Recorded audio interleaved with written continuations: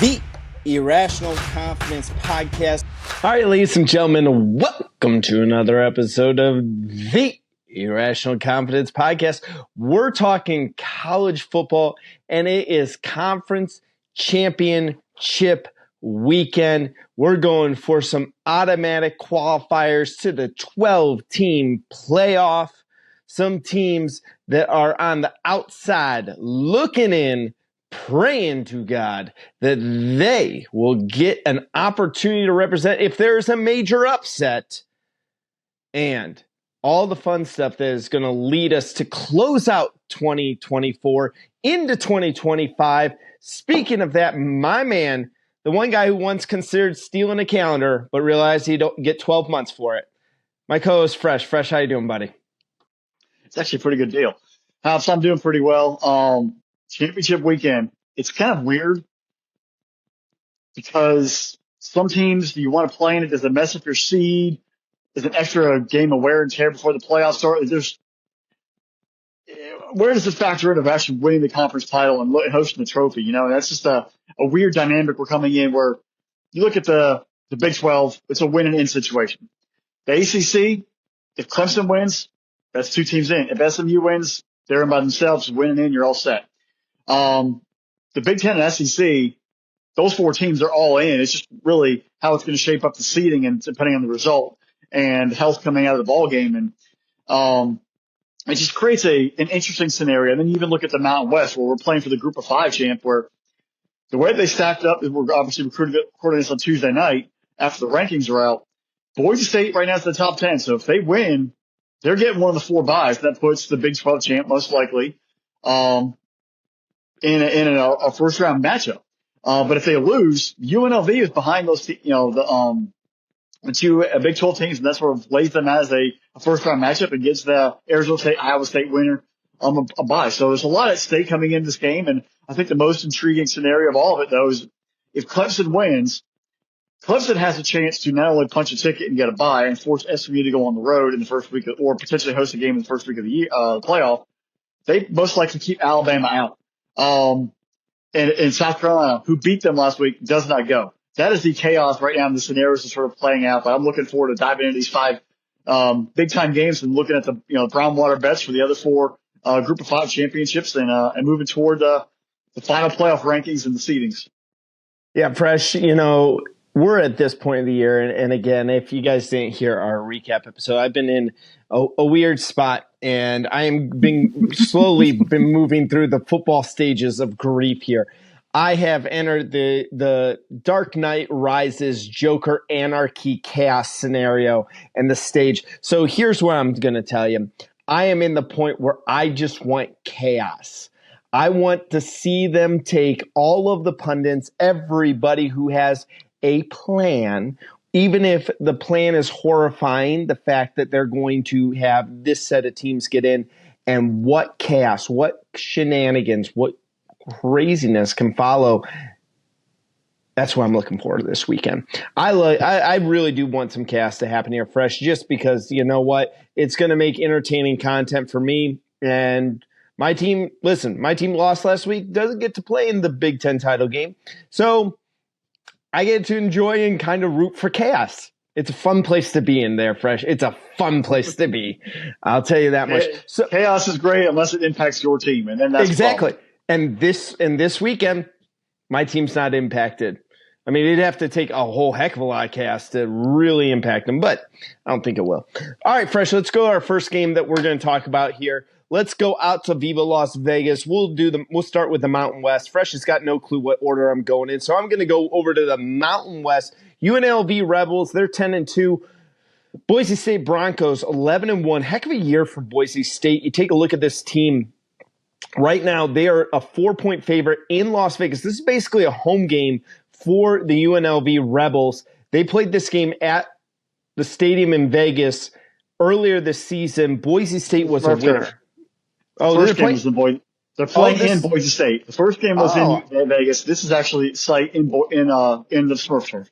Pac-12 was what I was thinking about. I forget about the Mountain West as a home field thing. Yeah. They're playing up in Boise. I'm shocked Boise's only a 4-point favorite at home, but it is difficult for teams to beat a team twice in a year. Fresh, 4 points. Boise going to be able to pull this off? Because if Boise wins this, maybe we should just ask this question. If Boise wins and is the first team of the group of 5 and looking at their season as a whole, what does this do in the pantheon of legendary season by an underdog? Is this the level of Cincinnati? Is this the level of Boise State beating Oklahoma? Where does this rank as a season? Well, Boise State beating Oklahoma, I think that was the us against the world mentality. We're going to pull up the strings, and really that ball game was a one-score game until they had the Statue of Liberty trick play or whatever. And I think we all sort of bought in, like, all right, it's the first chance of a group of 5 pulling off that, the upset. So that's, I think, that's where it was great. The pressure right now is actually on Boise State coming into this game. Oh, it is. Totally because is. if this is a playoff game already, all right, it's a different story where they kind of sneak up. But here, everyone's been known about Boise State, not just because the team has been winning. They played Oregon all the way to the very end in Eugene. If it wasn't for a couple of kick returns, they might have even knocked off Oregon, in its own right by itself. With Ashton Jeanty obviously being a complete freak of nature player, run for 2,200 yards and 28 rushing touchdowns so far in the season. Definitely going to the New York, for the Heisman ceremony one way or another. The eyes have been on the program, so it's not really like they're coming out of nowhere. And I kind of compare Boise State's football to Gonzaga basketball, where we know who they are. Like, we've seen them, we understand the brand. They're still in that group of 5 or that mid-major, air quotes, if you will. But people know who they are, and they compete at a high level year in and year out. So Jeanty and them playing this one, they're not going to have the shock factor. In this game, in the playoffs, it's one different story. But in this game, being the championship game, being in, Albertsons Stadium on the Smurf turf at night on Friday on Fox for the entire nation to watch with the Heisman, finalists, the pressure's on them to show up and win. You're a top 10 team in the country right now, in the nation. If you lose to UNLV, which there was a 29-24 ball game in Vegas, the end of October. If they lose, that entire season becomes for naught. Like, the committee might not even make them an at-large bid. And that's kind of what's at stake, where you have to win to get yourself in, because you kind of look at the scenarios. UNLV, they're obviously behind Arizona State, but they're ahead of Tulane, they're ahead of Army, so that they would get their chance to make themselves make a playoff run and start to steal the season. So the pressure's there. You've got to show up and you've got to make things happen for Boise. And this is where I kind of look at, it's not just Jeanty in this ball game. It's Madsen at quarterback. It's that defense. How do they rise to the occasion and play their best game with all the pressure on the world on this program? You brought up the Oklahoma-Boise State matchup. This is actually the flip, because the pressure was on Oklahoma to beat Boise State. Now the pressure's on Boise State to beat UNLV. Can they galvanize? Can they find one more breath to go through and get this done before a couple of weeks off? It's an interesting scenario, because they are going to punch one of those 4 buys if they just go out there and take care of business, whether it's by 2 points or 20 points. I don't see Arizona State or Iowa State jumping them the way that the committee had already placed them, unless one of those 2 teams wins by like 40, and I don't see that happening. So how does create a pressure situation for Boise State? So how does UNLV pull off this upset? Ricky White, big time passing attack, and then also Haj Malik Williams. He's thrown for 1,700 yards, 17 touchdowns, 4 picks, and he's run for 768 and 9 touchdowns. They've already faced each other. You brought up a great point earlier, how tough it is to beat a team twice in the same season. It doesn't happen very often. I mean, they're rare already as it is. But beating a team twice, how do you change up your tendencies? How do you maintain that same physicality from the first game? Or in the first game, which is a different kind of way of looking at it. Did the team that lost, did they keep it close because they got breaks? Did UNLV get breaks because they were at home? If that first game was up in Boise right off the bat, would have Boise State just blown them out immediately off the mat? I mean, UNLV's been a very good football team in the past few years. They've been competing at a high level. But where was the location of that game? Were they getting breaks? Were they getting momentum shifts early on to keep it a close football game? It's going to be the physicality of the UNLV defense to really find a way to contain. You're not going to shut down Jeanty. Contain it. Maybe force Madsen to really become more involved in the passing attack. That offense for UNLV is going to score. So is Boise State. It's disciplined physicality and not turning the ball over on the road are going to be the big keys. UNLV has a chance. I think they have a much better chance than Colorado State if they had found a way to, punch through and get there. So this is going to create a cool experience. I think the familiarity factor they have together. Last year, you mentioned the game being in Vegas. Last year's big Mountain West title game was in Vegas between Boise State and UNLV. Boise State was the team that was kind of wading through it, and UNLV was a hot story. And Boise State with Genty went in there and they took them out in Allegiant Field. So there is a previous history of having that underdog coming in this game and getting the W. But I think Boise State is just too much of a machine right now that they're going to find a way to get it done. Just feed Genty. You can see Genty seeing the finish line of one more opportunity to make Heisman voters impressed, because the Heisman voting actually started on December 2nd. It runs through the 9th. So it runs through this entire weekend. So if you haven't already submitted your ballot for Travis Hunter, you have a chance to see what Genty's going to do by himself. Right. He's the only top 3 candidate still playing. And if you have a chance to make an impression and carry and will your team to a top 4 seed and a Mountain West title, it adds to the story. So we'll see what happens. But I think Boise State is just, I think, more refined football team coming in this ballgame, and they're going to get a W. 1 and 2. That's where these two teams rank defensively against stopping the run. That's going to be so important in this football game. You take a look at that game in October. UNLV had a lead going into the fourth quarter. People forget that they're up 24-23 to start that fourth quarter. Boise State gets 6 points in the fourth quarter to go up and win 29-24. But UNLV, number 1 rush defense, laying up just 101 yards a game. Boise State, they're not that bad either. 106 this year right now on the ground defensively as well. It's going to be which one of these teams can kind of throw a counter punch in this one. You know that UNLV is going to load the box and try to stop Genty. Now, I don't think you're ever going to be able to stop Genty, but this defense is good enough to kind of contain him or make his life more difficult. You take a look at the game. Go back to the game against UNLV. Madsen had 3 rushes for over 50 yards. Overall, Boise State was running the football at a 4.2 yard per carry clip. You take out Madsen's 3 runs, though, that number goes under 4. So if you're holding Genty to about a 3.5, just under 4 yards a carry, I actually think UNLV would have a huge advantage in that. The difference here is, can UNLV protect Williams? Boise, number 1 team in the Mountain West in terms of sacks. 45 sacks on the year. Get after the quarterback. Again, Boise State, not bad either. They have 30, or I'm sorry, UNLV is not bad either. 36 sacks for them as well. 1 and 2 as well. So as the interesting thing is, everyone's going to look at this game, talk about the offensive side of the football. Talk about, Williams, Ricky over there, the wide receiver. You talk about Genty, Madsen, Camper, all these guys who are just like absolute playmakers over there. And the interesting thing, and I got one more question with this here, Fresh. I think this game is going to be told of which defense shows up.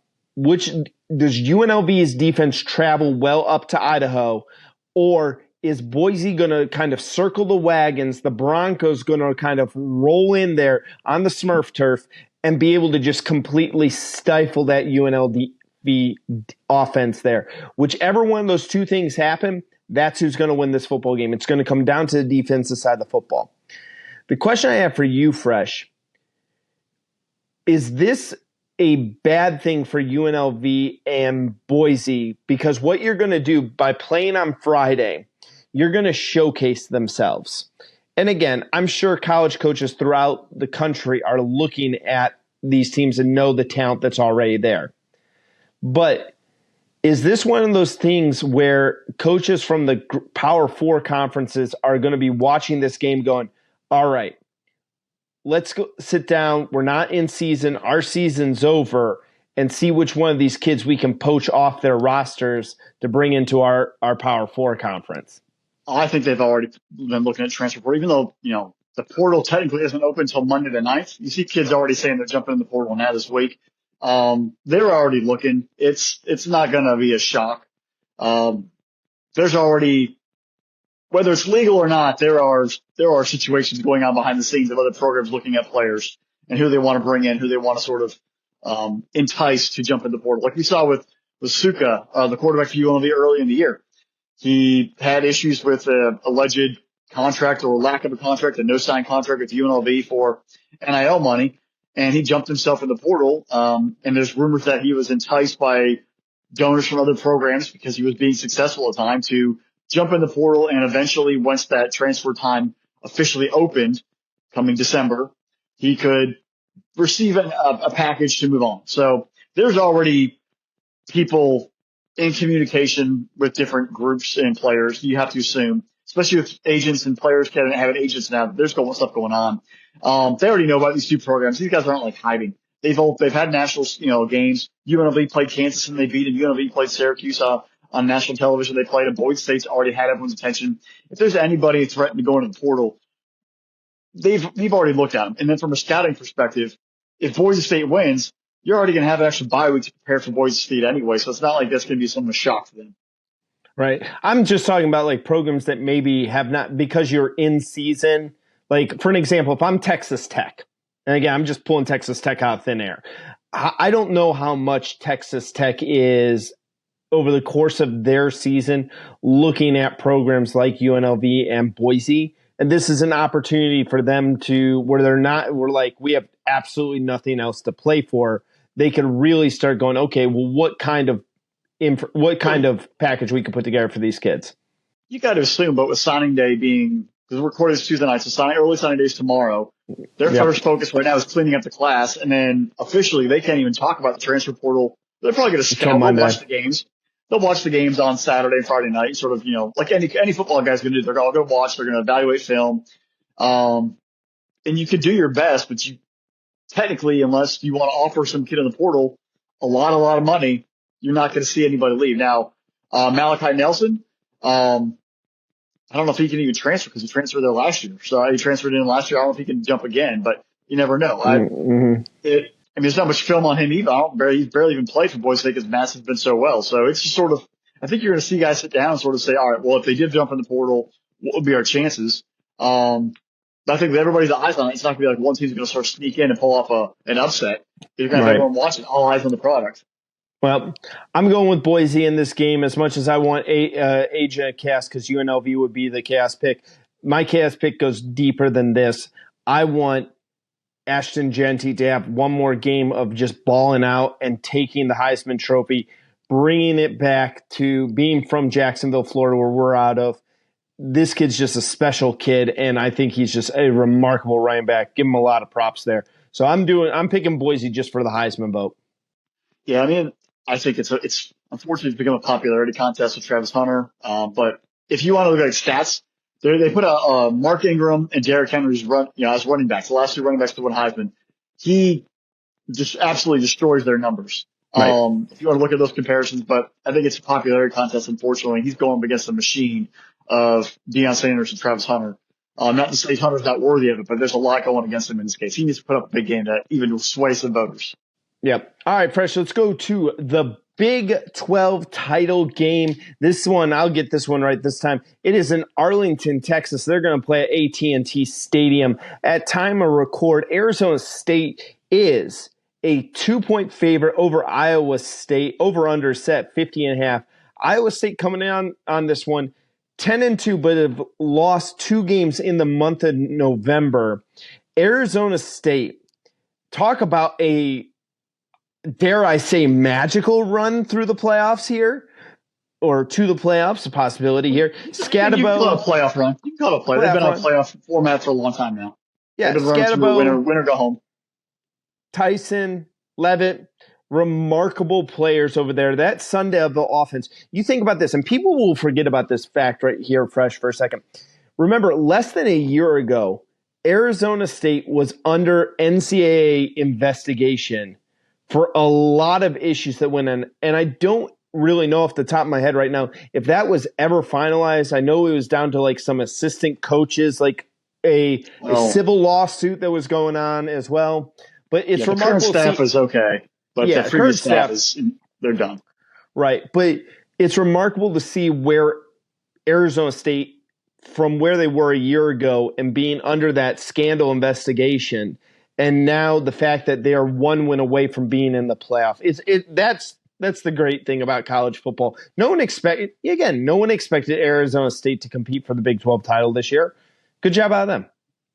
I think they were even picked, dead last. We're in the bottom three in the conference in the preseason picks. And Kenny Yeah. Dillingham, it shows the transfer portal. You sometimes get, there's certain teams that go out there and spend big money on guys, and there's other guys who come in lesser known, and if things click. I think there's a lot of different situations come into play because sometimes the portal is shown to be disasters for some schools, and sometimes it's been shown to be absolutely fantastic. Where you get, Miami and Cam Ward, absolutely fantastic click. Quinshon Junkins and Caleb Downs go to Ohio State, absolutely home run hits. You see guys who they find ways to click in, but here with Sam Levitt coming in the portal, Scatabo coming from the Sacramento State, I believe. Mm-hmm. FCS school coming in and he's just taking over, looking like a Mike Allside every single day. It gives and it takes, from programs, and it sucks to see some type of kids leave who are like, man, that kid has so much potential. But then it's also seeing kids coming in who are getting chances to play somewhere else, or get a chance to really succeed and see the field. It's a cool experience, but this game, it's a transfer. It's a young upstart squad in Arizona State. They're playing well. They're playing energized. And you have Matt Campbell, old, reliable Iowa State, same thing. They don't have the flash in the pan. They just sort of go about their business and they sort of do it. You have Brock Purdy there, but now you have Rocco Beck. It's just a plug and play quarterback manager system. You've had Breece Hall and David Montgomery play running back there. It's just a plug and play in the system of Matt Campbell. He got it done in Toledo. He's getting it done in Iowa State. And two different, ways that they built these rosters and methodologies that come into play from the coaching perspective that really built these two programs. So one thing you mentioned that has me worried coming in, it actually kind of feels empty, is Jordan Tyson being declared out for this game due to an undisclosed injury. Coming out on, late Monday afternoon, he even put out through his own social media. So a guy at 1,000 yards it gave him a nice trio of players with Levitt, Scatabo, and him to really attack a defense. Having that number one receiver, how is that going to impact that Arizona State offense? Because how many, Scatabo, he's a beast, but how many hits can he actually take? And if you can focus in on tackling and take down the running back, where's that passing attack going to come from Arizona State? So that's the first thing I want to look at when it comes to this ball game. And the pressure. You kind of look at Matt Campbell and Iowa State, even though none of the players in the Iowa State team have been there, but Matt Campbell has played in the Big 12 title game before. He did it in 2020 when they took out Oklahoma. They've had some success. They've had some bigger games. Right. Where does that maturity level come into play? Even though going to Iowa early in the year, winning a game that they have never historically really been very good at, going into Iowa, winning the football game, that shows the team has confidence and be able to withstand the struggle. Arizona State's on a high. They're playing really well, but who has been more battle tested mentally and physically prepared from a coaching perspective and a team wise? How will that play out on Saturday? Can the Cyclones actually get enough out of their ground game? They've been much more of a pass heavy football team this entire year. When you look at Becht and then Higgins and Noel, you have 2,000-yard receivers. They've been able to push the ball vertically a lot and really hit the explosive passing game. The ground game, though, is I think where we have some questions. And can they find some stability between Hansen and Samaya III? Neither of them have 1,000 yards. They've been sort of a 650, 550 sort of, balance, even split almost between the two of them. But none of them have really taken a lead, back role. It's because the passing game is definitely, more prominent. But in this game, do they find a little out of balance offensively to keep Scatabo and that Arizona State offense on the sideline? Because I can see right now in the second half, we were kind of joking about it earlier when playing college football 2025, where you get in what we all like to call a death march, where if it's late in the ball game, do they just feed Scatabo 6, 7, 8 times down the field, kill the clock, and score touchdowns to drain the game? You have to be able to find a way to balance that out and keep him off the field. Where's that coaching philosophy? Which defense shows up? We talk about, very similar to the Mountain West title game, we talk about the offenses and how fantastic they've been. Which of these defenses is going to show up and get off the field? Who's going to be able to tackle when it matters? Who's going to be able to get it done on a big third down late in the football game? Who has that mental fortitude, that muscle memory, that resiliency to keep going? Iowa State right now leads the Big 12 in points per game allowed at 19.6. Arizona State is fourth in the Big 12, allowing 21.5. So they're not exactly lights out defenses. You're going to see some points being scored. Yards allowed, Iowa State's fourth in the Big 12, allowing 330, and Arizona State is allowing 336. So almost the exact same kind of defense. There is a lot of bend and break. Iowa State, fifth best passing attack in the conference at 258, and Arizona State's running for 195, which is actually fourth in the Big 12. So the offensive numbers, the defense has to bend and break. Who can get that one critical stop, whether it's a turnover or the fourth down stop? Who's going to find a way? We've all known the Big 12 historically is always just going to be offense chaos and lack of defense. So who in this game can find a way to get a defensive stop? In the end, I love the Arizona State story, but I'm going with the coaching aspect, and I'm going to go with Iowa State to pull off the upset and get themselves a Big 12 title in a dramatic 34-31 finish with Rocco Beck leading a drive. I just think the offense there, the coaching mentality, the muscle memory, the toughness they've gone through will prevail. That win over Iowa is going to mean something because they're going to be able to be tough for a full 60 minutes and fight through it all the way. Arizona State will put a valiant effort, but Iowa State, the Cyclones, with the Big 12 and go to the playoffs. Fresh, there's no name that screams Iowa State running back than Carson Hansen. You take a look, the kid's come on as of late. He really has produced really well. He's been kind of their big back and been able to kind of power his way in for 11 touchdowns on the year.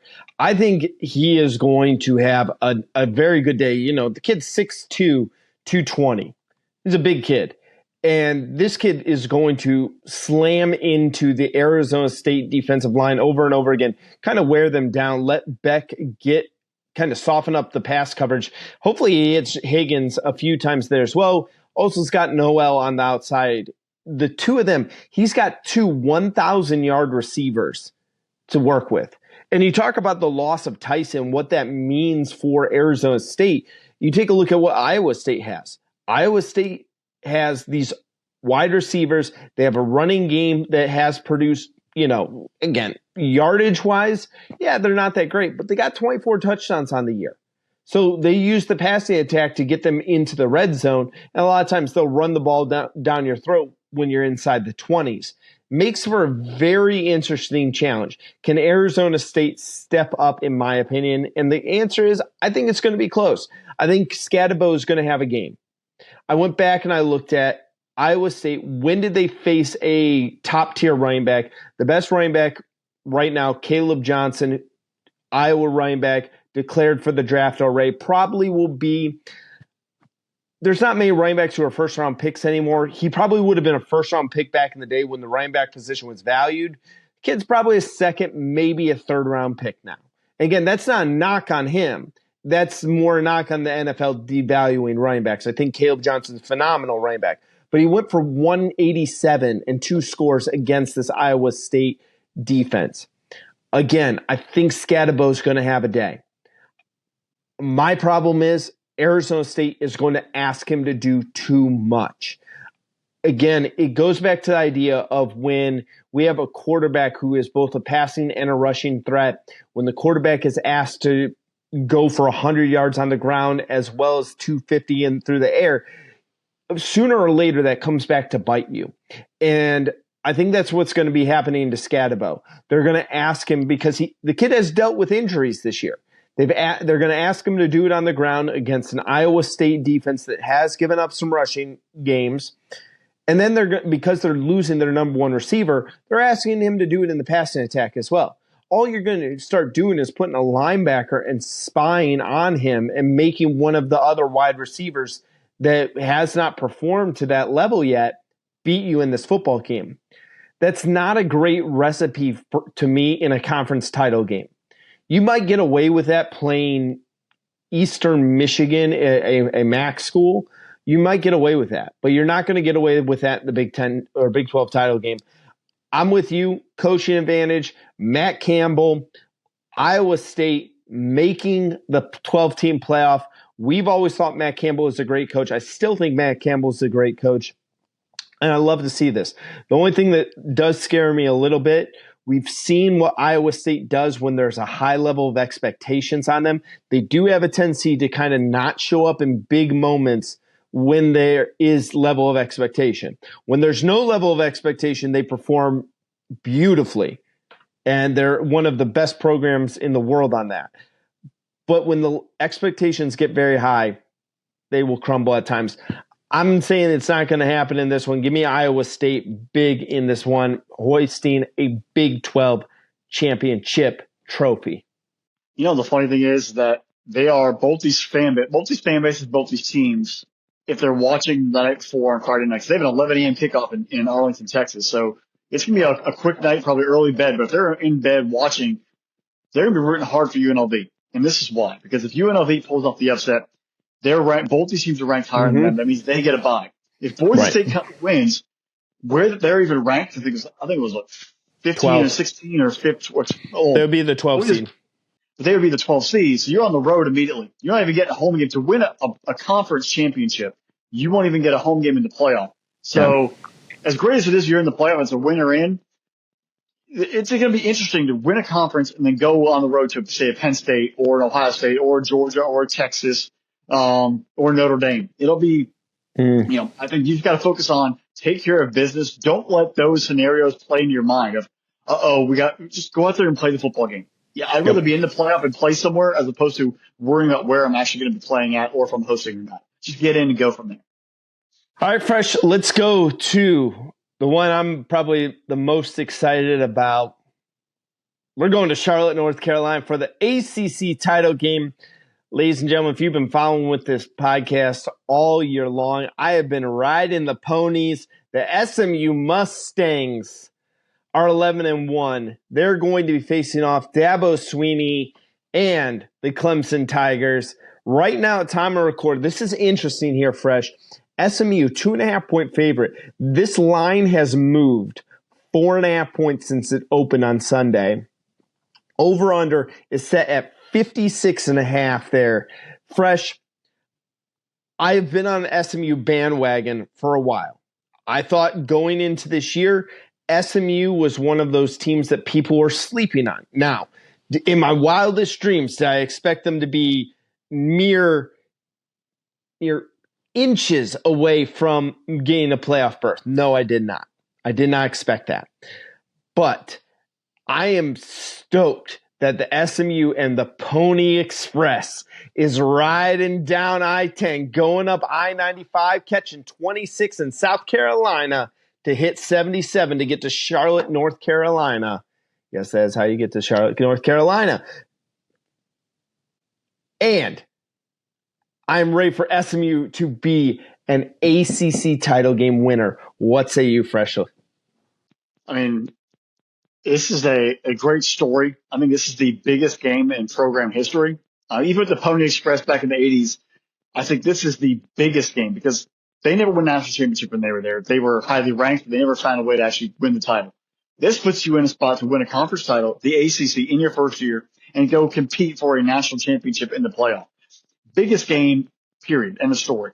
We just talked about Clemson loses last week to in-state rival South Carolina, but has a chance to, because of Syracuse beating Miami, coming into this ball game, beating SMU and going to the playoff, and just sort of flicking off whatever kind of gesture you want to make at your rivals within state. Like that is the weird paradox we're in right now.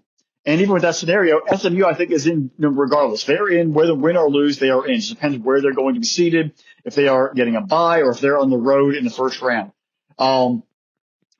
You brought up how long it takes when you had your trip there, going to I-10, up 95, et cetera, et cetera. 26.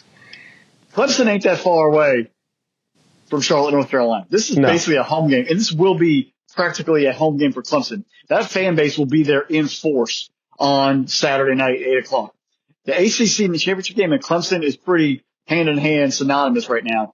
They know how to get there, and with the excitement level of having a chance to be in the playoff after everything that's gone on this year, after getting stomped by Georgia week 1, after losing to South Carolina in the last week of the year, they're going to be there in force. How does Jennings and Smith and that entire SMU offense handle, outside of BYU, probably their most hostile environment they've traveled to all season?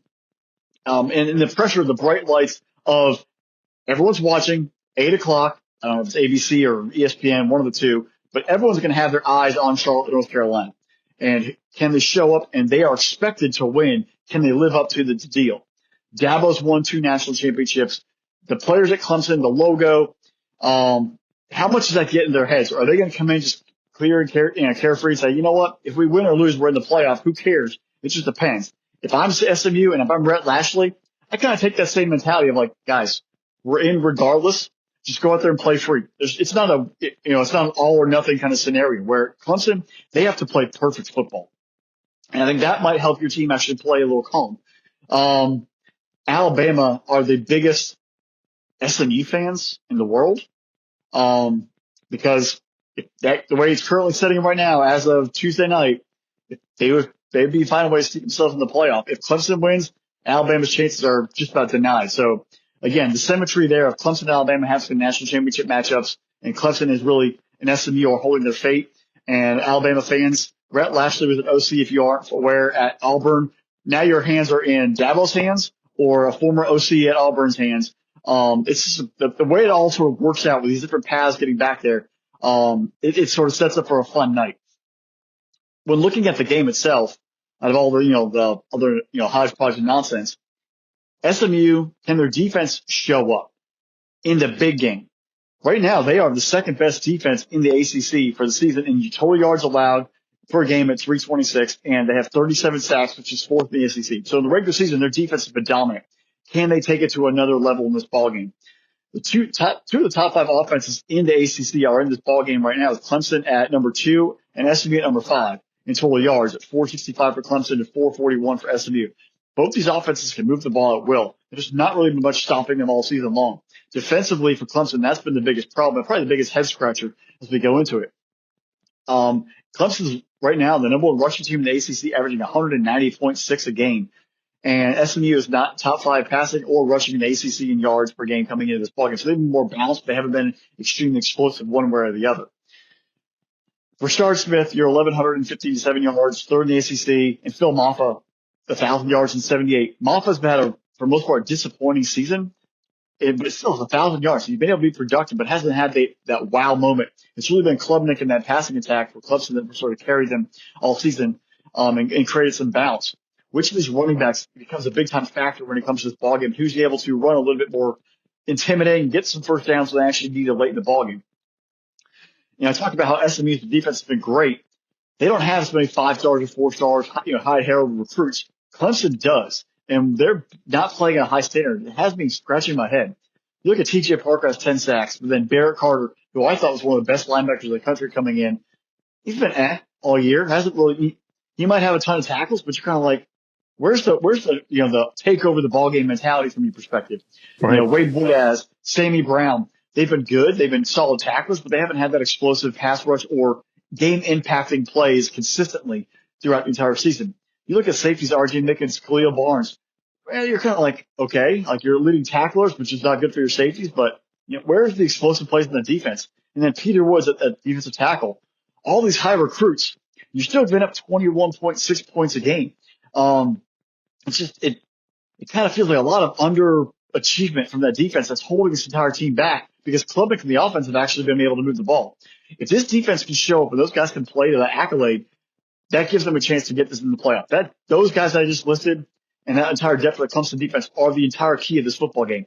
If those guys show up and play to their potential and create havoc for SMU, Clemson's going to the playoff and they're going to have a bye week and probably be the 4 seed. If SMU can just keep their level heads and attack them, and those guys play a little bit less than standard or play what they're playing this year, SMU is going to have no chance, no worry about it, and they're going to find a way to punch through and get the W, capture the conference, and most likely send Alabama as well as themselves to the playoff. So it really comes down to, can the Clemson defensive players show up and get it done and live up to the accolades, or are they just going to underachieve and leave, in this case, leave the offense and keep Klubnik hanging? The game being in Charlotte, the veteran attitude of Dabo and the entire staff, I just think that weighs a little bit more, in my opinion, of Clemson. If they have nothing to lose except play all out, I think Clemson actually pulls off this upset and wins the ACC. SMU and Clemson both get in.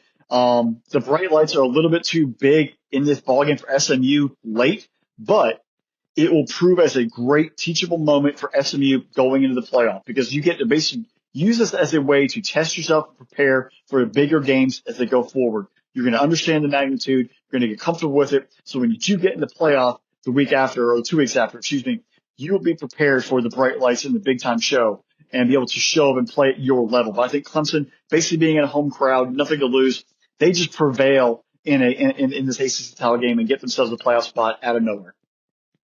Fresh, here's where I start to really think about this football game and a couple of things you said there.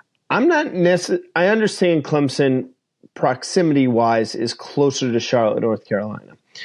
There's a reason why SMU was added into the ACC. One, you get the Dallas market, but two, is one of the largest endowments for a university. This is a big money booster university. They have some very old oil money. They're in the same kind of breadth as Texas and Texas A&M.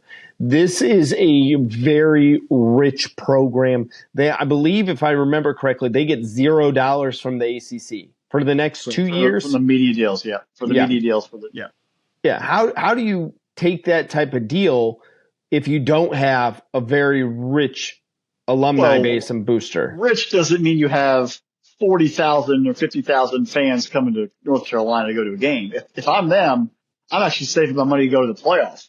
Right. I don't think that, and they're like, the trip here is going to be a little difficult for them to get out there. But yes, they have tons of money. Yeah. And I think that they may just be, because it's the first go around, everyone gets real excited for it.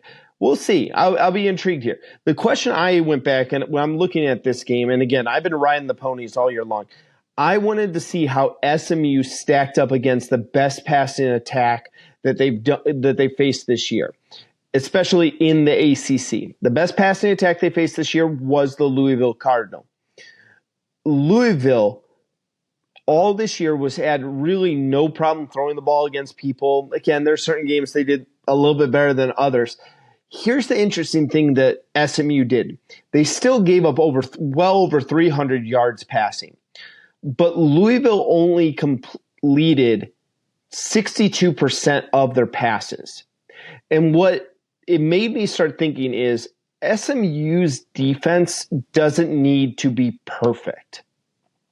Because I think SMU's offense can kind of help them out a little bit. I think SMU's offense is very balanced. You take a look at what Smith has been doing for that, how Jennings has balanced out Smith and being like a dual threat at times, but he's also thrown the ball better. You take a look at what Jennings has passed better than Klubnik there. And, we really haven't talked about this. They have 4 guys. They have 24 or more catches. They have 3 wide receivers with 30 catches each.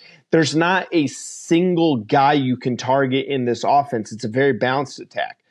Clemson, on the other hand, with them, if SMU's defense can inconvenience Clemson, and what I mean by that is you're forcing Clemson to play more downs, to go on long drives, to have more opportunities to make mistakes. Because what we've learned from Clemson over the year is that there are certain times where they just go into this weird version of Clemson that's not something that we've seen over the last decade with Dabo. And then other times you see them and they're like, oh, wow, that's the Clemson we know and love. If you're a fan, you love them. If SMU can inconvenience them and make them be kind of like that awkwardness in there where it's kind of where their offense becomes very inconsistent and very frustrating, I actually think that's where SMU will have the advantage. SMU's got to play from ahead in this game. They have to jump out. They have to get a score early on. They have to force Clemson to play catch up, because I think you can get into Clemson's team's head. I think that with everything that's happened with the Tigers over the last 2 years, with the not using the transfer portal, with Dabo yelling at callers on his coach's show, at them being trounced by 2 SEC teams this year, I just think that Clemson is a very good team that is walking a tightrope. And there's no net underneath them, that if you are able to push them off. Now, again, they're well balanced. They're able to walk that tightrope. But if you push them off, they're going to go falling, and they're going to go free falling down into it like a pit of despair. And I think that you'll get into their head and they'll make mistake after mistake. SMU's got to force one or two turnovers. They got to force a mistake here. Get Clemson into that mindset there. If they don't do that, Clemson could blow them out of the water. I don't necessarily think that SMU is a lock for the playoff. I think that it's highly likely, but if Clemson goes in there and boat races them and just looks way better than them, I think SMU will be left out for somebody else. I don't think that the committee wants to do that there, but hey, Fresh, I'm not getting off the horse anytime soon. Give me SMU in this game. I'm going to say they force 3 turnovers.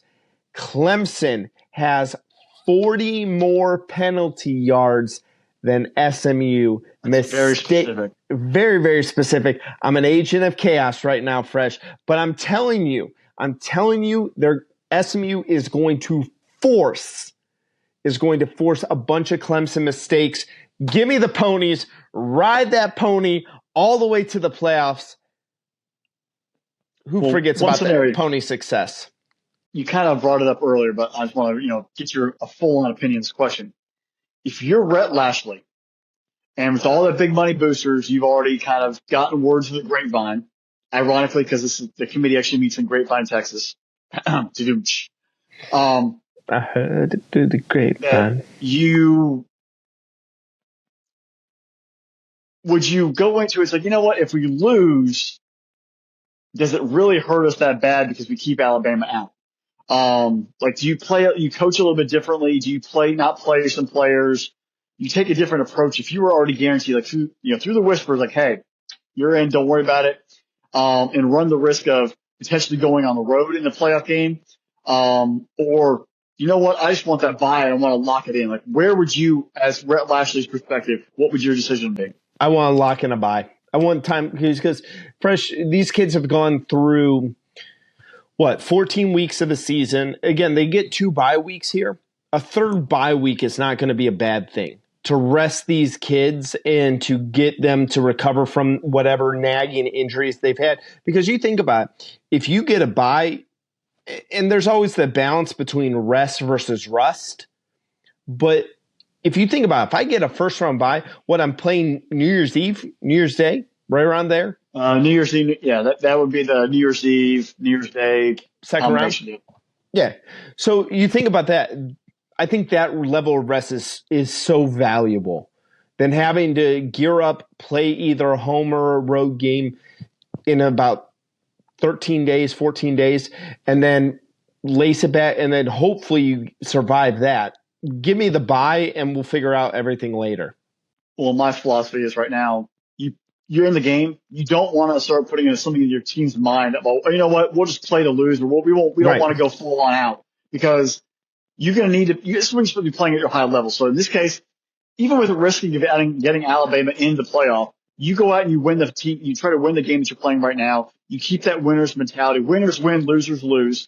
Because if you lose this or you don't play, you know what, we'll sort of cut it back. When you need that extra edge in the playoff, will your team actually respond? Because you already kind of decelerated early. So I agree with you. Just keep going full bore. Do not give it. If you lose, you know what? So be it. You lose. But at least you give your full effort and you coach and you play to win the game. You don't sort of, hey, you know what? We got it in the bag. You can sort of take it a little chill pill. Yeah, I think this SMU team is dangerous. I think they kind of feel like they have nothing to lose. They have absolutely nothing to lose. Nothing to lose. Nothing to lose.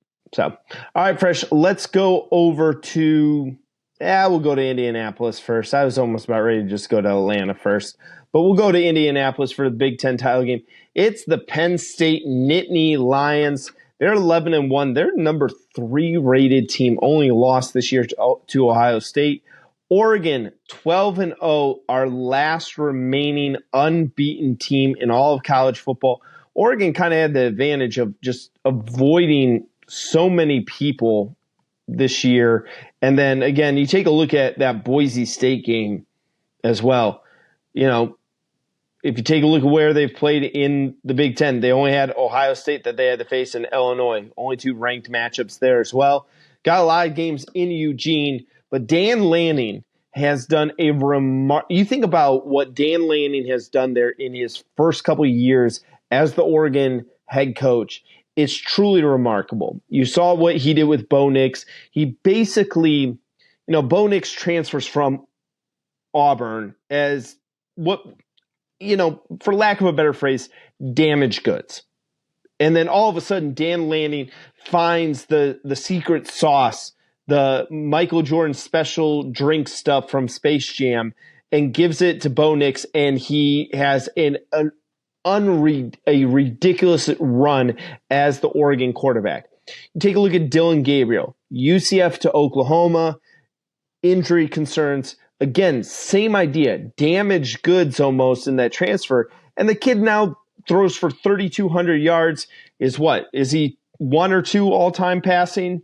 Is he still number 2 all time? I think he needs a couple of games. Yes, he needs a run. He needs this game and a couple of games in the playoffs with good 350 probably yards to sort of seal it up and lock it in. But he's close. It's attainable. It's just within reach, put it that way. Yeah. And then you take a look at what he's been able to do on the defensive side of the football. Mateo Ungale, 10.5 sacks. Jordan Birch, 8.5 sacks. They have a great pass rush. You got to Tue. Hopefully I said that right there. 5.5 sacks for him. This team is kind of what Oregon has done. The criticism of Oregon going from years prior to being a finesse team, a team that had a lot of speed, could beat you on the perimeter, but again, would lack something in the trenches a little bit. I got to give Dan Lanning credit. It's been a remarkable I don't want to say even turnaround, but a remarkable evolution is a great word. Evolution of the Duck program there. This is a legit national title contender. They are a team that I don't expect them to go anywhere in the near future either. I think that Dan Lanning has Oregon built for long-term success. Well, I look at Oregon.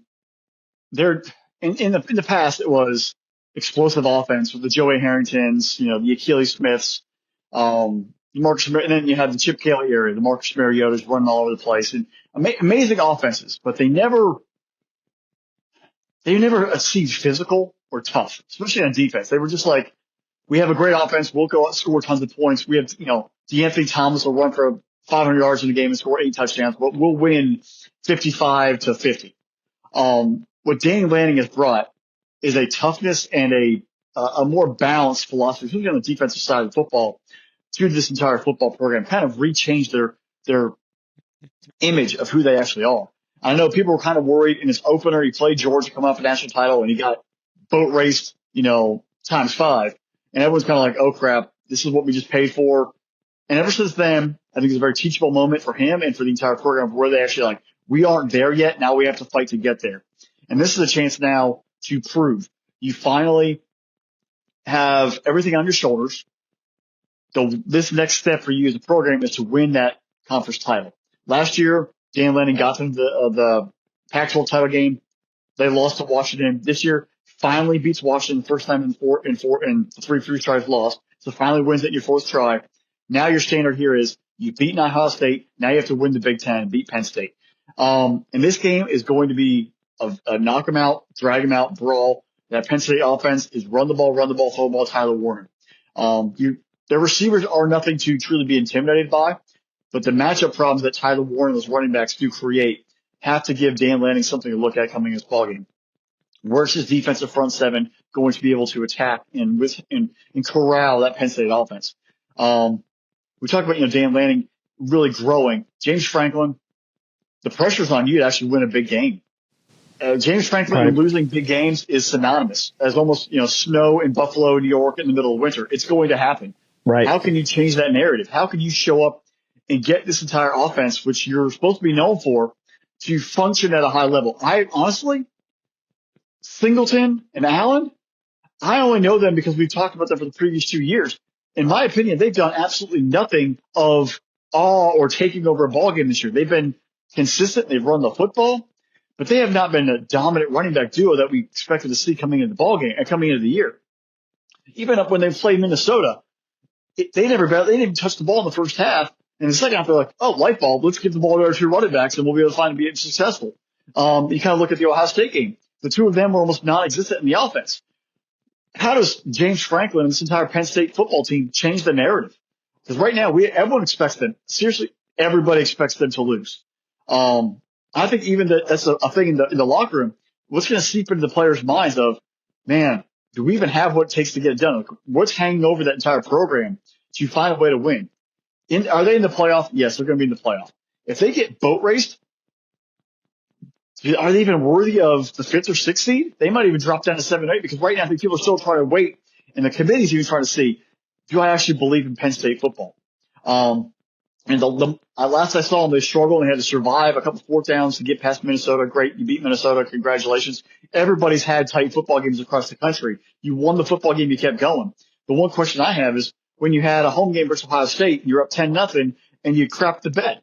I have zero faith in Penn State being successful in a football field in the big game.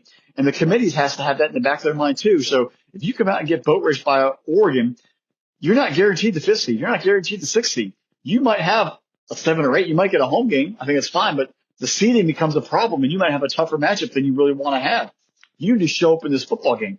If you win, it's even better because you get a bye. But you've got to prove the narrative of Penn State football under James Franklin is changing. I need to see not just Tyler Warren involved in the pass game. I need to see Julian Fleming and some other the host of receivers. I know Fleming hasn't really done anything, but you transferred there. You brought him in for a reason out of the Ohio State, conglomerate of massive receiving talent.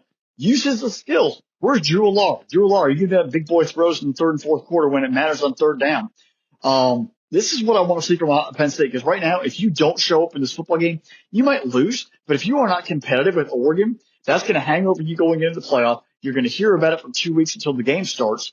And then the players might start thinking of that. And that becomes a bigger deal even in that game. You can't let that loss become another one. You can't let the Ohio State loss become a loss to Oregon, become a loss in the playoff. You've got to show up and play football. Be tough, be rugged, make it ugly.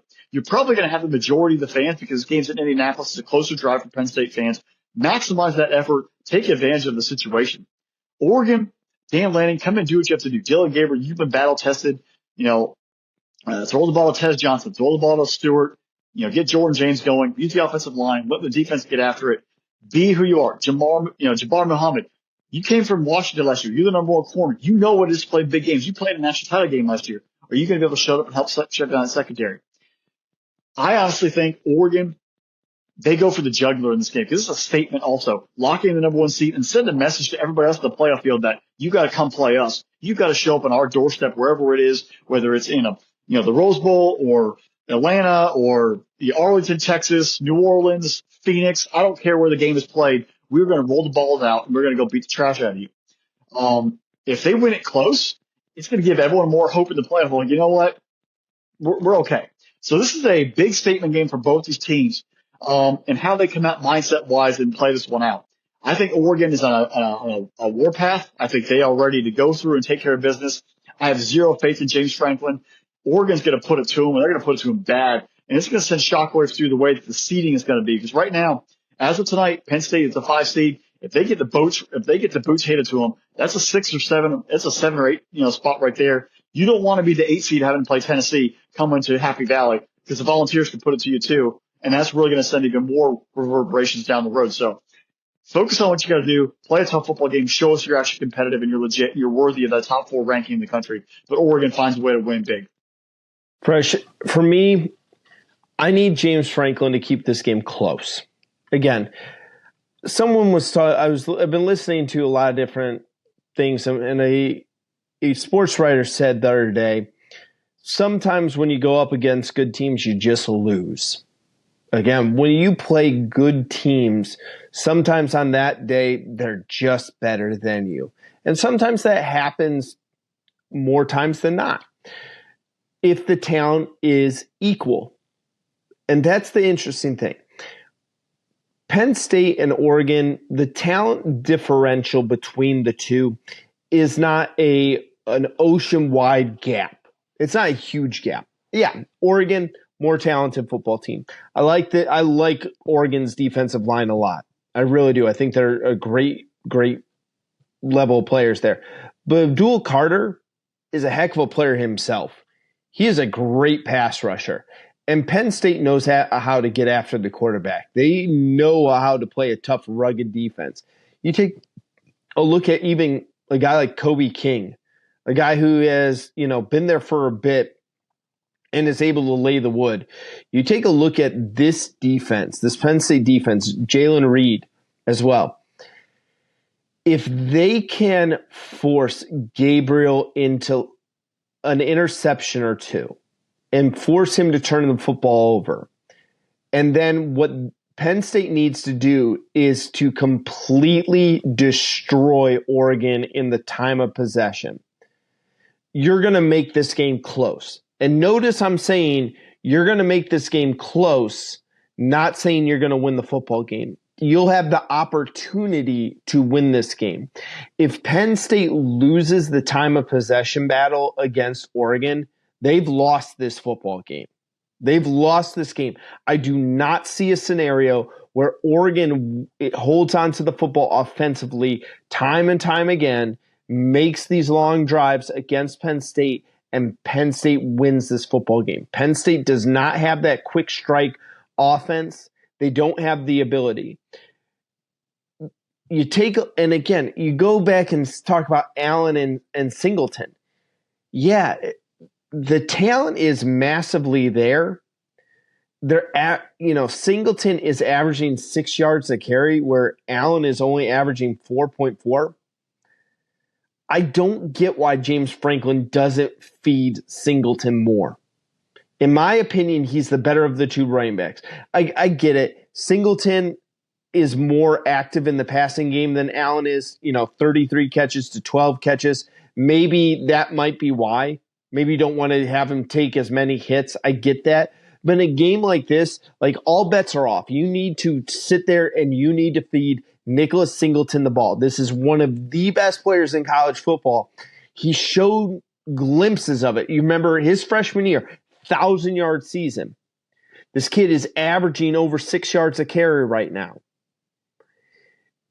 Everyone defensively, no matter if you're Ohio State, whether you're Illinois, whether you're Iowa, you knew Penn State would run the football. You knew if Nicholas Singleton was in there, he would run the football. And he's still averaging 6 yards, over 6.5 or 6.1 yards a carry right now. To me, it's going to come down to those factors. Oregon has to lose time of possession for Penn State to have an opportunity. Nicholas Singleton, and I'm going to say this, 25 touches. He has to have 25 touches between running the football and catching the football for Penn State and James Franklin to be in this game. I need to see Dillon Gabriel with one, maybe two interceptions in this game. You do all three of those things, Penn State would pull the upset in a nail biter. Fresh, Meatloaf said 2 out of 3 ain't bad, but 2 out of 3 don't win you a Big Ten title game. Oregon wins this one because they're not going to be able to do all three of those things to Oregon and beat them as well. I think Dan Lanning has done just such a remarkable job. And if he wins a national title this year, I think he automatically jumps into that group of coaches in college football that is just highly respected, because not only what he has done winning a national title, and national titles are great and they are the pinnacle of the sport, but there's also other things great coaches do. They take what he's taken with Bo Nix and Dillon Gabriel, turn them into marquee quarterbacks. What he's been able to do with the talent that he's had on that defensive line and turn that pass rush into just a monster that just keeps coming after you. Those are the difference makers between just a guy who wins one national title, because Ed Orgeron has a national title. Les Miles had a national title. People think, nicely about those coaches as well. What makes someone different is they win national titles and they do other things within their program to make their program long-standing. So I was laughing at the thought of Larry Coker has a national title. That dude just walk in the building every single day and let the guys take care of business for him. One more. Gus Malzahn has a national title. Screw you, Gus Malzahn. I'll tell that story sometime. But Oregon wins this one. Now the offensive coordinator at Florida State. Yep. And now I'm not rooting for Florida State anymore. All right, so Fresh, let's go to the SEC Championship game. It's going to be in Atlanta, Georgia. At time of record, Texas is a 2.5-point favorite. The Longhorns 11-1. That only loss coming to the Georgia Bulldogs, who they are facing. They're 10-2 on the year. They're rated as the 5th seed. Over under is set at 49.5 here, Fresh. Georgia went through a burner, 7 overtime game against Georgia Tech. Eight overtime games. Sorry, we were 1 short of the record. 9 is the record. Texas, ever since that loss, has really, I guess, flipped the script. But again, outside of that win against A&M, I was looking for a marquee win for the Longhorns. And then Georgia, though, they have been a roller coaster of a ride, fair to say, since the old, probably since the Texas game. I think all season. I think we have yet to actually see a full 4-quarter football game from the Georgia Bulldogs. And I think that is. I think the Texas game you saw 4 quarters from them. That first half was fantastic. That third quarter was Texas starting to fight back. Obviously, there was a call that was made and then not made that I think swung some momentum in that ball game. And they kind of had a lull, and then the fourth quarter they rose back up. That was the closest to a perfect football game they played. But I don't say like a complete dominant effort. We saw shining moments against Clemson. We saw moments where they looked good against Alabama, moments where they looked really bad. In the Auburn game, Mississippi State game, like up and down, up and down, up and down. They had a terrible first half for Florida, battled back, found a way to win that game with double digits. They opening 6 plays of the Ole Miss game, they looked absolutely fantastic. You get a 3-and-out and score a touchdown, and then boom, boom. Before you know it, you're getting boat raced out of, state of Mississippi. Tennessee, they looked okay in the first half. First quarter, they were down 10-0, and they sort of battled through the second. And in the second half, they picked it up.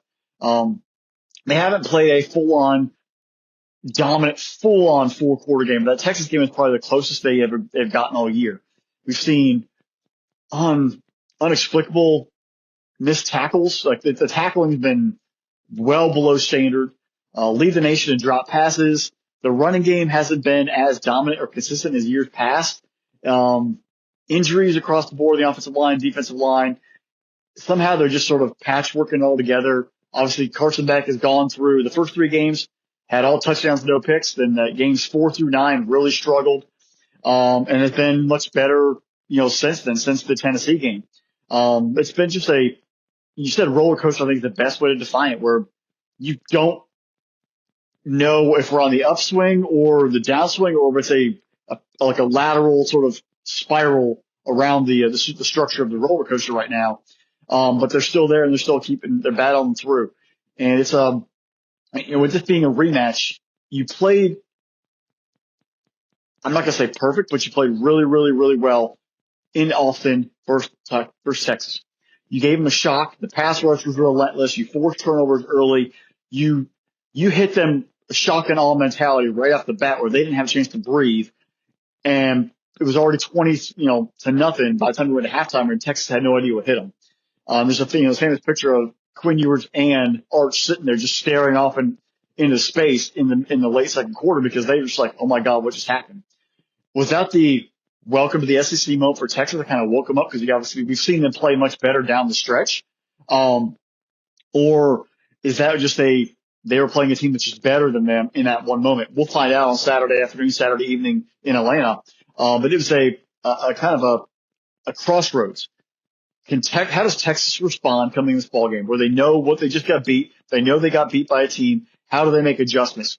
One thing I noticed in that football game, they didn't run the ball much. They tried to come out throwing early, and that's what the Georgia pass rush was able to get after them. And before they knew it, the running game didn't have a chance to get hold because they were playing so much catch up. I expect Texas to come out in this football game much more run focused, using play action and taking more vertical shots off of that in this ball game. Using that to manage the line of scrimmage, pummel a defensive line for Georgia that's been worn and torn all year long, challenge that depth, that front seven for the Bulldogs, and use the play action and challenge the secondary. That I think Sark's going to change up a little bit more, use a lot more window dressing to sort of challenge that secondary for Georgia, challenge those linebackers, sort of get away from easy releases off the pass rush. And how does Kirby and Glenn Schulman, sort of make adjustments themselves defensively to offset those potential changes? Defensively for Texas, they are very, very good. They did not play great. How do they change up and tune it up and get higher from a front seven perspective? They play a little more elite. That defense versus A&M in the red zone was pretty dang good on Saturday night down there in College Station. Does that front seven show up and lock down the line of scrimmage and prevent Georgia from running? Because we've seen Frazier, Cash Jones, Roger Robinson show flashes. ETN will not play in this ball game, and they've been able to help get the Georgia offense going with the offensive line playing better, the running game being there, and then using the tight ends, and then on top of that, the receivers all in sync because they've had success with the ground game. If they take away the ground game, you start putting Carson Beck in that passing offense in a little more of an immediate situation. That right there allows Trey Moore and that Texas pass rush to get after it and become much more disruptive. So how does the chess pieces get moved around after already seeing what happened the first time? Who sticks with something that worked? Who makes tweaks? Who runs the same kind of attack, whether it's offensively or defensively, but through different looks? You give the same thing because we've seen from Sark on film, he'll run the same play out of 10 different looks. So how do you sort of change up? Like, you know what? If we give him this different opportunity or put a different player in motion, how do we change the defensive look and run the same offensive play and have success? It's going to be a great chess match. I think Texas has that. We're halftime at the moment. They're a little more focused and ready to go. There's a lot of hype going into that game, and also I think they saw the glitz and glamour. This is a little more of a calm moment. It will be, I don't know, it'll be more of a 50-50 split because it is in Atlanta and Georgia fans will travel and be in support. Georgia, I think there's a lot of Georgia fans that didn't want Georgia to play in this game because we wanted the rest. We want to have a home playoff game. You kind of like, hey, let's skip this affair, get ourselves locked in and move on. Can this team get back off the mat after playing 8 overtimes last Friday night, be energized, be refreshed physically and mentally, and be able to play in this championship game? That's going to be another test right there because recovery is a big thing when it comes to this time of year. Depth concerns, those sort of things. How do they get refurbished? Texas had another, monster ball game on Saturday night, physical war against A&M. How do both these teams get ready for another physical battle? This is going to be a fun little challenge. And who actually, and we brought it up earlier, who goes for it? Because both are in the playoff. Who has injured players who might be like, you know what? I'm going to save you for the playoff. I'm not going to play you the entire day. I'm just going to limit your reps, let my depth get more playing time in this ball game because your body, this game is one thing, your body in the playoffs in a bigger situation might need more. So how do both these coaching staffs also manage that? Dogs are 4-7 in the SEC championship game all the time. Georgia's 1-6 as underdogs in the SEC championship game. And some funny little, antidotes, that's probably the best way to put it. Per at SEC Chuck, so Chuck Dunlap, only one time in the AP era since 1936, a team has defeated the same AP top 5 team twice in a single season. That was in 1999 when Bama beat Florida. Georgia also has a chance to be the second team in SEC history to win multiple games versus an AP top 2 team in a regular season since Auburn did it in 2017. And the last team a team beat Texas twice in the same year was Texas A&M in 1909. That is per ESPN stats. So there's a lot of rare air going on in this ballgame from that kind of anecdotal, perspective. The SEC championship game has had 8 rematches in it. This is the first time since 2017 we've seen a rematch. That 2017 game is very well known in Georgia players and fan base's mind because a couple of weeks before they went to Auburn and they got absolutely boat raced and destroyed by the Tigers, and they got their revenge 28-7 in the Benz and went on to go to the playoff, win the SEC, and go play for a national championship a couple of weeks later. There's a lot at stake here. Playing teams twice is very, very difficult. It's tough to beat teams twice in the same year. It's going to be a physical war. But with both teams being in the playoff, how do they go about it? We talked about earlier, you play to win the game. You show up. You do not want to have a loser mentality of like, you know what, we just coast through. If we lose, it's fine. You're going to both coach to win the football game because the championship and hosting a trophy has got to mean something regardless of what it is. And winning the league is a big deal. You don't want to have a loser or, hey, we'll downgrade going into a playoff mentality. I think it's going to be another fun brawl. It'll be a lot closer than it was in October. Nobody's given Georgia a chance. Poor dogs. Texas is favored. They have momentum, blah, blah, blah. Georgia will win a squeaker. I'm going to say Georgia wins 27-24 in a battle of all battles. Both these teams will potentially, I think that both these teams will meet again in the playoff for a third matchup. But this will be another grinded out physical war in Atlanta. Color me shocked you picked Georgia in this football game. I would love to see. I'm waiting for the day that you actually. I will never pick against the Dogs. I will never pick against the Dogs. I don't care who they're playing. I don't care if they're playing the Taliban, whatever. Georgia will always be my pick. You should know that by now. I'm never going to pick against my team. I'll never pick it against my team. Obviously, you would not pick. If Georgia's playing the Taliban, I have a lot of other questions here. Fresh. Georgia always will be my choice no matter what. I want to know who taught the Taliban to play football and help them organize a college level team. There's so many things with that one, but that's for another time. Fresh, here's the thing. Beating a team twice is next to impossible, and it's extremely difficult because there is Georgia. A lot of times when you play a team, and especially if it is a team that you think you may see a second time, you will maybe hold some stuff back on tape. You might not show your hand. You might not show everything. I don't think Georgia thought that way when they went into Austin. I think Kirby you had to attack in that game. Right. You had to attack in that game. You had to shoot every bullet in your gun in that one. And he did. And he came out ahead in this one. Sark has had a time to analyze that tape, see that tape over and over again. And again, Georgia has the same advantage as well. It's the different twist that Texas is able to put on in their game plan to go against everything that they know Georgia is going to do. The difference for me is since that Texas game, Carson Beck has started to constantly throw balls to the other team. And if you guys don't get the reference of Sid Beck, Carson Beck looks very creepily similar to Sid from Ice Age. Once you see it, you'll never unsee it, folks. You won't. And Bebo could be mistaken as a woolly mammoth. So you may see Carson Beck throwing it to Longhorn players. The thing with me here, Fresh, and it's been kind of like a live by the sword, die by the sword type of thing. This Texas defense has 18 interceptions on the year, 36 sacks on the year. I think the defense has been the more impressive thing. I know everyone's going to focus on Quinn Ewers and Wisner and Blue in the rushing attack with them. You know, Gibson's had a couple of nice games, all of them. You take a look at what they've done, the wide receiver room, they're utilizing the tight end a whole lot more. I think this is an interesting matchup for the Longhorns. I think the under is coming in this game. But honestly, we have been waiting for all year long. Georgia's got off to very slow starts. You mentioned the Tennessee game. Down 10-0 in the first quarter. Come back. Kirby makes all these great adjustments at halftime. And again, I will put it out there. Kirby Smart may be one of the best halftime coaches in college football. Mm-hmm. I give him and his staff a lot of credit because they make adjustments, they make changes into their game plan, and they do some things. We have seen him do that really, really well. I think this is the game Sark makes his name for himself in the SEC. Everyone will point to last year, them beating Nick Saban and Alabama in Tuscaloosa. Great win. This one is for the SEC title. If Texas comes in year one and wins the SEC title, it really will.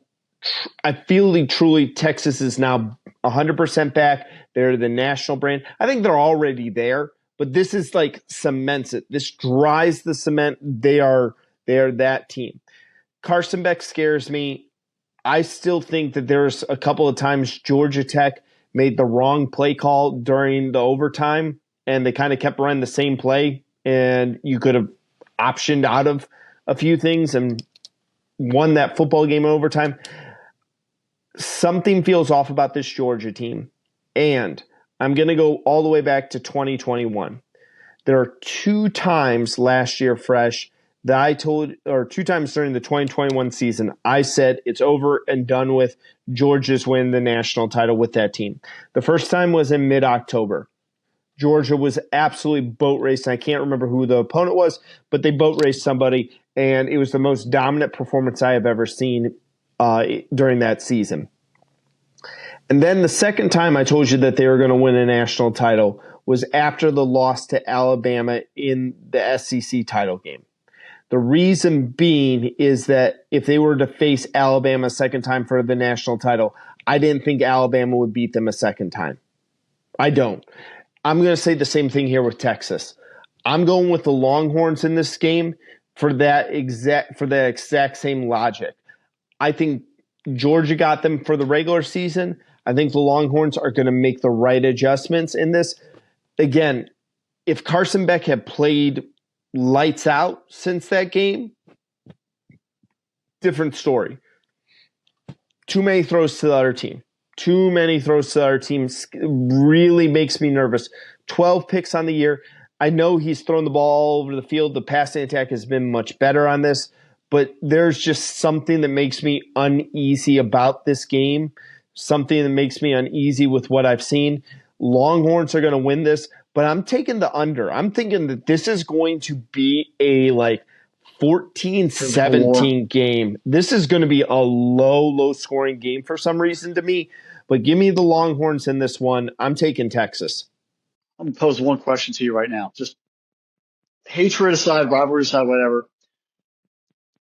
Do people in the Big Three, we're talking about Texas coming in and Oregon coming in, do original proper Big Ten fans, are they rooting for Penn State to beat Oregon?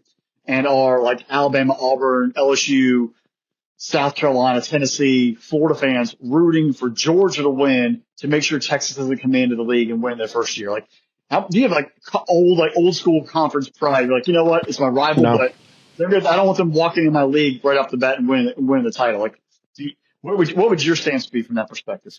I'm an agent of chaos here, Fresh. I love chaos right now. Here's the great stat that we could have. Arizona State wins the Big 12 title. Texas wins the SEC title. Oregon wins the Big 10 title. And SMU wins the ACC title. All 4 of those teams will win a league title that they weren't in last year. I'll do you one better. Have Army win the American, then you have 5. 5? I'll take it. I'll take it. I'm all about chaos right now. I'm all about just shake this thing up and let's see where the chips fall. It's like a 52 card pickup. Just throw it all up in the air and let's go to it. To be more old Georgia.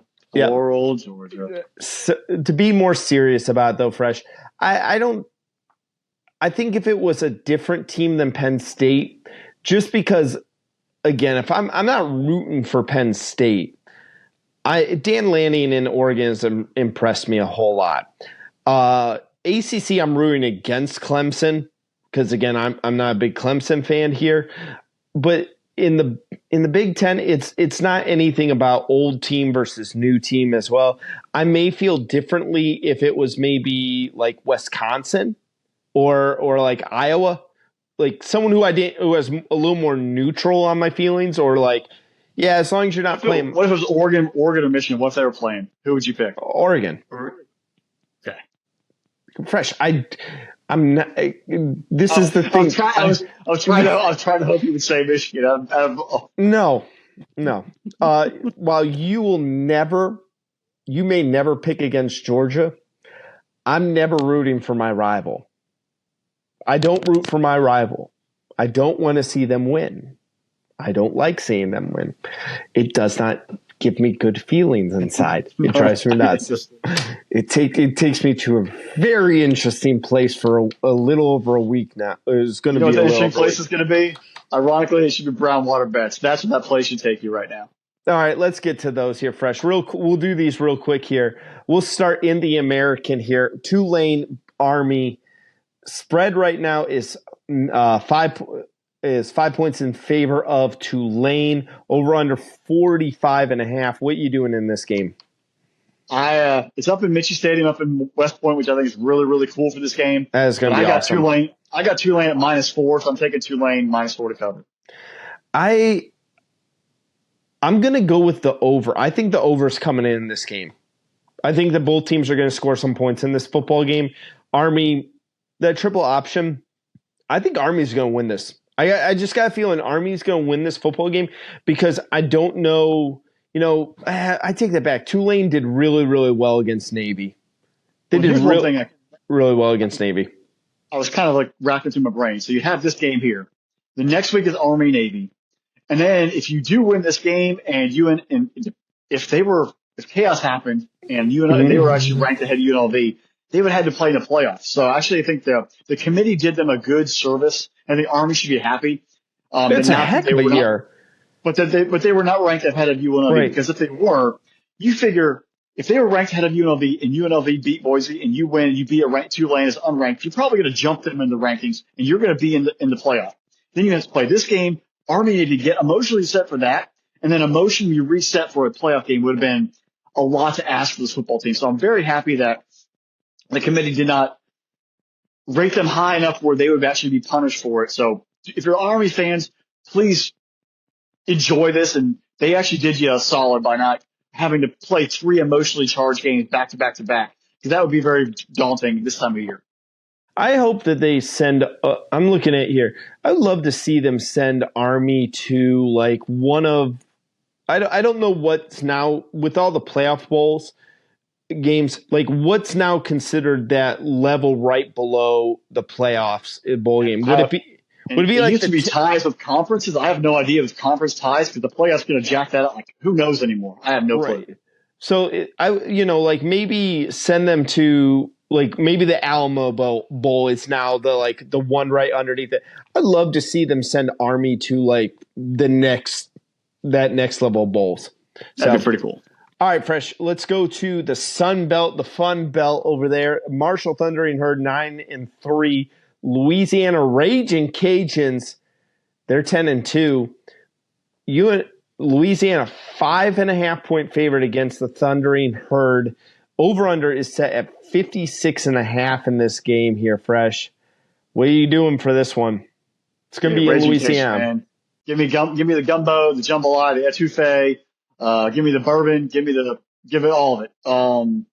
Cajuns, I actually got a -4 earlier in the week, and I'm gonna take it, and they're gonna cover that RP. Yeah, I think so too. Give me the Raging Cajuns, especially that they're at home. I would be interested to maybe take the over as well in this football game. Raging Cajuns, good football team, but do give up some points. And Marshall, last 4 games have scored over 30 points. This game could be an easy 30-30 range, hitting over pretty easily. So I might probably take the over or Louisiana as well. All right, Fresh, let's go to the Maction. The Ohio Bobcats, the pride of Athens, Ohio, versus the pride of Oxford, Ohio, the Miami Redhawks. They're both these schools not far away from each other. This is actually probably the shortest. It's probably closer if they would have met in like Dayton, Ohio, or Cincinnati. But they both have to go up I-75. The buses will be following each other up I-75 to get to Detroit, Michigan, playing at Ford's Field. Right now, time record, the Redhawks are the favorite in this game. 2.5, over under 44.5 points there. What do you got with this one here, Fresh? I picked against the Redhawks last year when they played Toledo. I picked against them last week against Bowling Green. I'm not making that mistake. Giving the Redhawks to cover the 2.5 and get a back-to-back MAC titles. Fresh, Ohio's quarterback has thrown 10 picks to 10 touchdowns. I got family. My sister graduated from Miami of Ohio, and there's just something about a Halloween party at OU that's just crazy. There is Mardi Gras in New Orleans. There's Times Square in New York. And really, according to one magazine, OU's Halloween party. But we're not in the month of October. We're in December here. The Redhawks are going to win this football game They're going big. It's not like that they're playing the Heidelberg Student Princes. If they're playing that, give me Heidelberg all day. But I'll take the Red Hawks to cover this. I'm actually like to your dad. Yeah, I know. And then we'll do I'll also say, give me the over in this football game. They're going to score some points in this one. Yeah, they've been looking really good. Miami's defense is real good. Folks, hey, before you head out of here, hit that subscribe button, hit the notification bell, get notified every single time we drop a new episode. We are going to go through all of bowl season, breaking down the matchups, and we have one of our absolute favorite game to preview coming up 1 week away. It's the annual Army-Navy game, one of Fresh and Mine's favorite games to talk about. Love the tradition, love the pageantry of the Army-Navy game. So make sure you're locked in with that. We thank all of you. You guys have helped us cross over 2,000 subscribers to the YouTube channel. And what that means, we're on our way to 3,000 subscribers. So make sure you hit the subscribe button, hit the notification bell. Special thanks to our producer, Drew. Without him, none of this is possible. Make sure you're checking out SpinnableSports.com because the Irrational Confidence Podcast is part of SpinnableSports.com. Interact with us on social media. Engage with us on the X, whatever it's called these days. We like interacting with you on there. Fresh, that's all I got. I don't know what else. Like, subscribe, wherever you get your podcast from. Leave us that 5-star review because we know, you guys know, we're those 5-star prospects. All right, Fresh, that's all I got. Last thing before we wrap up, I'm taking Jacksonville State and Rich Rodriguez to win the Conference USA title. And you know what I'm going to call it now? He's going to win the Conference USA Championship at Jack State and then announce he's going back to West Virginia to return to the country roads. Hey, everybody, hit us up on Spinnable Sports. Spread the word. Enjoy us. Engage it. Enjoy championship weekend. Poor old Georgia. Poor old Georgia. Go Dogs. And with that, bye, y'all. Poor old Georgia.